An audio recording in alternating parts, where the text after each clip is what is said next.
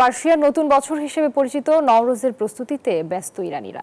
বসন্তের প্রথম দিন এবং বিষুব সংক্রান্তি প্রস্তুতি উপলক্ষে ইরানি ক্যালেন্ডার অনুযায়ী উদযাপিত হয় এই উৎসব। কিন্তু উৎসবের এই আমেজ ম্লান করে দিচ্ছে যুদ্ধের শঙ্কা এবং অর্থনৈতিক সংকট। তবু ইরানের জনগণ আশাবাদী নতুন বছর নিয়ে।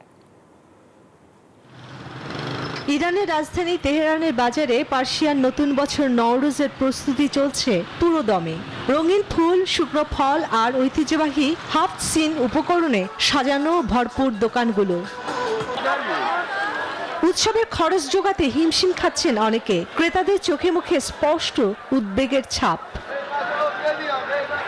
বসন্তের প্রথম দিন ও স্থানীয় বিষুব সংক্রান্তির সূচনা। ইরানি ক্যালেন্ডার অনুযায়ী উদযাপিত হয় নওরোজ। জাতিসংঘের তথ্য অনুযায়ী বিশ্বের ৩০ কোটিরও বেশি মানুষ এই ঐতিহ্যবাহী উৎসব পালন করে থাকে। নওরোজ আমাদের ইরানিদের জন্য সত্যি অত্যন্ত মূল্যবান উৎসব। এর গুরুত্বপূর্ণ দিক হলো নতুন করে শুরু করার অনুভূতি। আমার মতে নওরোজের সুন্দর আনুষ্ঠানিকতা, ঐতিহ্য ও সংস্কৃতি প্রকৃত পরিচয় তুলে ধরে। কিন্তু উৎসবের আমেজ ম্লান করে দিয়েছে যুদ্ধের শঙ্কা এবং অর্থনৈতিক সংকট। তবুও সংকটের মাঝে নওরোজের ঐতিহ্য ধরে রাখতে চাইছেন ইরানিরা। নতুন বছর নতুন সম্ভাবনা নিয়ে আসবে এই আশাতেই চলছে নানা প্রস্তুতি।